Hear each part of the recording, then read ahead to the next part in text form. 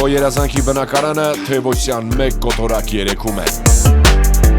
Գնիր այն պատրաստի դորակառույցում, տարաժամկետ վճարման բացառիկ տարբերակով վայելիր աշնանը։ Պարոն Վարդևանյան, մենք ճշտում էլի միջազգային տարբեր կազմակերպություններ են արձագանքել ստեղծված իրավիճակին, կան արդյոք իրավական կառույցներ, կազմակերպություններ այդ թվում, որոնք հետաքրքրվել են գործի համատեքստով հաշվի առնելով այս աղմկահարույց երևույթները։ Ես կարող եմ ձեզ հետևյալ կերպ իրազեկել մի շարք գործիքակազմեր, որոնք նախատեսված են միջազգային իրավական պաշտպանության տեսանկյունից, նախապատրաստվում են, որոշակի իմաստով իրացվում են եւ իրացվելու են։ Վստահ եղեք, այսինքն մենք ունենք մարդու իրավունքների պաշտպանության միջազգային տեսանկյունից համալիր մի քանի հնարավոր գործողություններ, բոլորը կատարվելու են, անխտիր։ Հավելյալ իհարկե իրազեկում կտրամադրենք։ Իսկ հաշվի առնելով հանգամանքը, որ սահմանադրական հանդիսանալ ռուսական դաշնության քաղաքացի, եւ դրանից ելնելով Ռուսաստանը բազմիցս նաեւ իր այսպես ասած դիրքորոշումն է հայտնել Սամվել Կարապետյանի շրջանցող իրադարձությունների հետ կապված, եւ ի տարբերություն Ֆրանսիայի, Ռուսաստանին հուշում է չխառնվել մեր երկրի ներքին գործերին։ Որքանով է դա համարվում է երկրի ներքին գործերին խառնվել հաշվի առնելով ԼԴ քաղաքացի լինելու հանգամանքը եւ հաշվի առնելով այդ հանգամանքը ինչ իրավասություն ունի Ռուսաստանի Դաշնությունը Սամվել Կարապետյանի նկատմամբ գործի հետ կապված եւ արդյոք անում է ինչ-որ քայլեր։ Ես հետեւյալը կարող եմ արձանագրել, որ հաշվի առնելով այն տնտեսական նաև գործունեության հանգամանքը, որը Սամվել Կարապետյանը իրականացնում է թե ՌԴ-ում, թե այլ երկրներում իդեպ, բազմաթիվ երկրներից էլ կարող են լինել հստակ արձագանքներ այն ապօրինի քրեական հետապնդման, այն իրականում ակնհայտ իրավունքից ընդհանրապես դուրս խափաման միջոց կալանքի վերաբերյալ բազմաթիվ երկրներից վստահ եղեք լինելու են։ Այսինքն ամեն դեպքում հիմա Մակրոնի հայտարարությունը դուք մեջ բերում եք, բայց նույն ֆրանսիական մի շարք հեղինակավոր լրատվամիջոցներ անդրադարձել են Սամվել Կարապետյանի նկատմամբ ապօրինի հետապնդման։ Իդեպ ինքս էլ պատիվ ունեցել եմ դրա վերաբերյալ հարցազրույցը հենց այսպես ասած տվյալները փոխանցել գործընկերոջ։ Բայց մի բան եմ ուզում իրավական տեսանկյունից ֆիքսել։ Սամվել Կարապետյանը հանդիսանում է Հայաստանի Հանրապետության ոչ թե զուտ քաղաքացի, այլ նաև Հայաստանի Հանրապետության ռեզիդենտ։ Իր շահերի գործունեության կենտրոնը հանդիսանում է Հայաստանի Հանրապետությունը համաձայն պետական եկամուտների կոմիտեի կողմից տրված տեղեկանքի։ Սա կարևոր հանգամանք է, որովհետև անձը իսկապես երբ խոշոր անվանի գործարար է, կարող է ունենալ իր բիզնես գործունեությունը բազմաթիվ երկրներում։ Սամվել Կարապետյանի դեպքում իսկապես իրավիճակը այդպիսին է, բայց վերջինս իր գործունեության, այսպես ասած հիմնական առնչության որպես թե գործարար, թե որպես անձ, թե որպես քաղաքացի ընկալվում է հենց Հայաստանի Հանրապետության կողմից։ Սա կարևոր հանգամանք է, իսկ այն որ եկեք սա էլ հաշվի առնենք, այս քրեական հետապնդումը հաշվի առնելով իր աղմկահարույց բնույթը, հաշվի առնելով դրան սկիզբը առնող Facebook-յան արդարադատությունը իսկապես բավականին դիպուկ եզրույթ է հանդիսանում, Հայաստանի Հանրապետության միջազգային հեղինակության եւ վարկանիշի տեսանկյունից էլ է մեզ վնաս տալու։ Եվ դրա համար իդեպ վստահ եղեք որևէ մեկը շահագրգռված չէ։ Այդ թվում հենց Սամվել Կարապետյանն էլ բնավ շահագրգռված չէ, որ Հայաստանի Հանրապետության վարկանիշը նման անկում ապրի։ Իսկ դա իրականությունն է, ուզենք թե չուզենք, քանի որ պետության, այսպես ասած, մի քանի պաշտոնյաների գործողությունների արդյունքում հետևանքները կրում է Հայաստանի Հանրապետությունը։ Իսկ իրավական տեսանկյունից Ռուսաստանի Դաշնությունը որևէ գործողություն կարող է իրականացնել կամ իրականացնել։ Մի շարք գործողություններ կարող է իրականացնել եւ որը չի կարող դիտարկվել որպես միջամտություն պետության ներքին գործերին, քանի որ այո, տվյալ դեպքում նաեւ ՌԴ քաղաքացիության հանգամանքը առկա է, բայց ես ուզում եմ այլ կողմից հարցին մոտենալ, իսկ այդ կողմը հանդիսանում է այն, որ Սամվել Կարապետյանի կողմից եթե նայում ենք իր իրականացրած գործունեությունը տարիների ընթացքում, նաեւ բարեգործական ծրագրերը, իդեպ Հայաստանում եւ Արցախում կարող ենք այդ իմաստով նաեւ առանձնացնել հենց Ստեփանակերտի հանրապետական հիվանդանոցը։ Այդ տեսանկյունից կարծում եմ նման տեսակ իրավական գործիքակազմերի հնարավորությունը իհարկե առկա է, բայց նաև մենք հաշվի ենք առնում այստեղ քաղաքական հետապնդման կոնտեքստը։ եւ ոչ միայն կոնտեքստը, այլ դրա փաստական տվյալը։ Մի այսպիսի հարց տամ, եւ Նիկոլ Փաշինյանը քիչ առաջ գրառում է արել եւ այդ գրառման մեջ կրկին սպառնում է հեծիային աշխատակիցներին, որոնք իր խոսքով զբաղված են քաղաքական խարդավանքներով, ասում է հուլիսին կազատվեն աշխատանքից եւ հավելում է. նրանք, ովքեր հեծ աշխատակիցներին պարտադրում են հավաքների մասնակցել, նաեւ կդատվեն։ Նախ ինչ իրավունքով է այսպես կարող են այս օրվա իրավիճակով խառնվել մասնավոր ընկերության գործունեությանը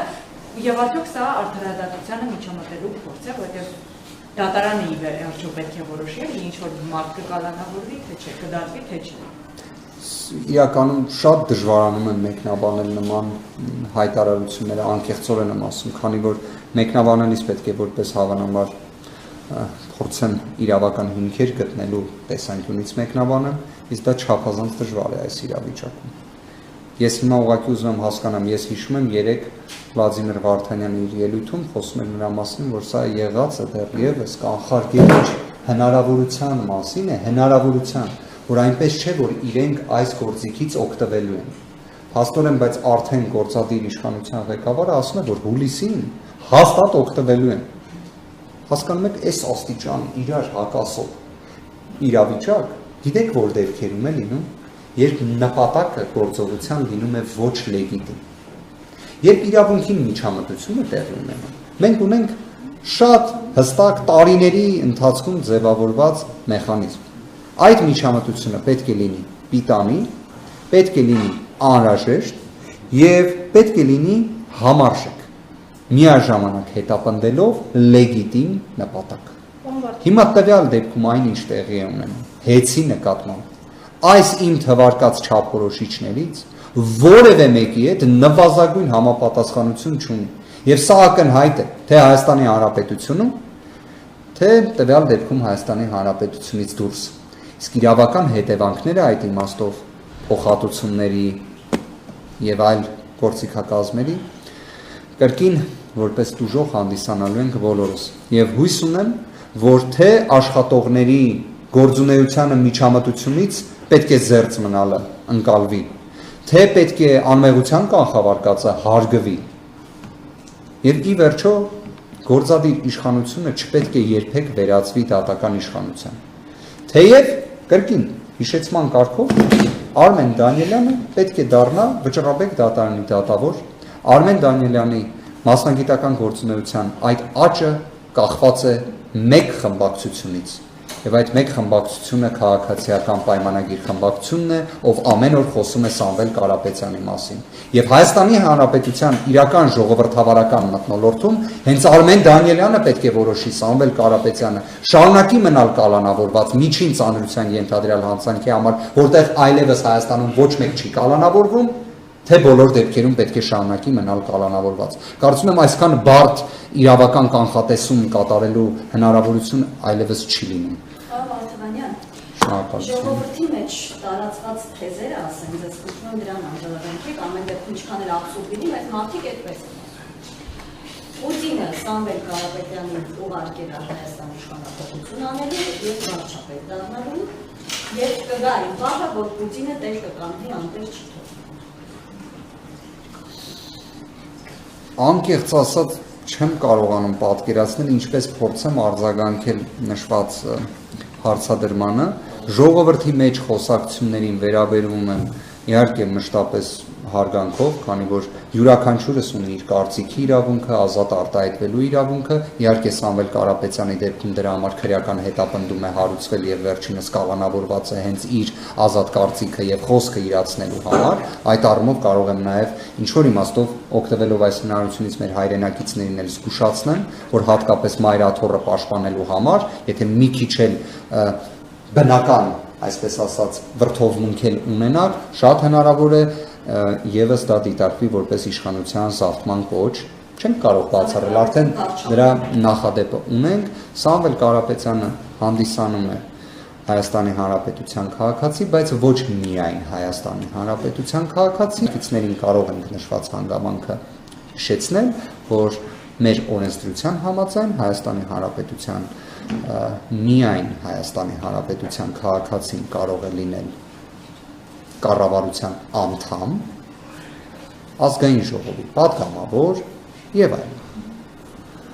Հետևաբար կարծում եմ դրանով այդ հարցը կարող ենք դնել մի կողմ։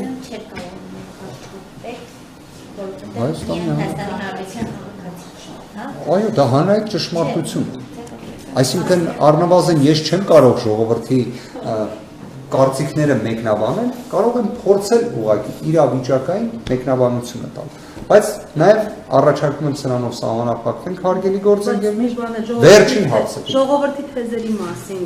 խոսք գնաց, թեզեր կան նաև, որոնք ուղիղ կապ են տեսնում, օրինակ 2021 թվականի հունիսի 18-ին Ադրբեջանի կողմից Սամվել Կարապետյանի նկատմամբ հայտարարված հետախուզման եւ 2025-ի նույն օրը հունիսի 18-ին Սամվել Կարապետյանի կալանավորմանը կապված։ Այս պետք է փնտրել ինչ-որ ուղիղ փոխկապակցություն այս համատեքստում, թե ոչ, քանի որ այսպես ասում ժողովուրդն է ասում, նաև հանրային շրջանակներ են արտանետել ու քաղաքական։ Տեսեք, եթե նախորդի հնչեցված հարցադրման վերաբերյալ ավելի շատ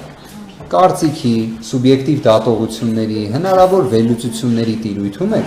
ձեր կողմից ներկայացված հարցադրումը իր մեջ փաստական տվյալ է։ Փաստական տվյալ 2021 թվականի հունիսի 18 Սամվել Կարապետյանը ստացվում է իր գործունեությամբ Ադրբեջանի կողմից ընկալվում է որպես մարդ, ում նկատմամբ իրենք ուզում են քրեական հետապնդում իրականացնել։ Մի հատ էլ չեն զլանում, հետախուզում են հայտարարում։ 2025 թվական հունիս 18 Հայաստանի Հանրապետությունը իրավական ռեպրեսիվ ողջ համալիրը իրացնում է Սամվել Կարապետյանի նկատմամբ, թե իր անձնական ազատության իրավունքի, թե սեփականության իրավունքի, թե արդար դատաքննության իրավունքի, ի վերջո վերհիշենք վերաքննիչ քրեական դատարանում տեղի ունեցած։ Այս առումով արդյոք այստեղ պատահականություն է այդ ամենը թե ոչ։ Եկեք ես դատողություն չանեմ, բայց առնվազն ֆիքսենք հաստական տվյալ Ադրբեջանի համար Սամվել Կարապետյանը հանդիսանում է հետախուզման, հետապնդման ենթակա անձ։ 2025 թվական հունիս 18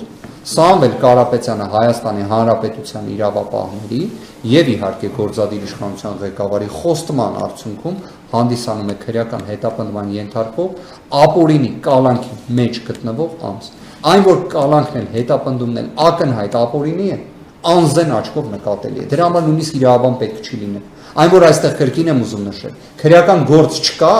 դա ակնհայտ է։ Այստեղ ես նույնիսկ փաստական տվյալների հետ կապված վեճել չեմ կարողանում ունենալ։ Այն որ նույնիսկ մասնակցել, միջամտել մեր ձևով այդ արտահայտությունների հետ կապված ինչ իրավական վեճ ունենանք, չենք կարողանում ունենալ։ Բայց այն որ այս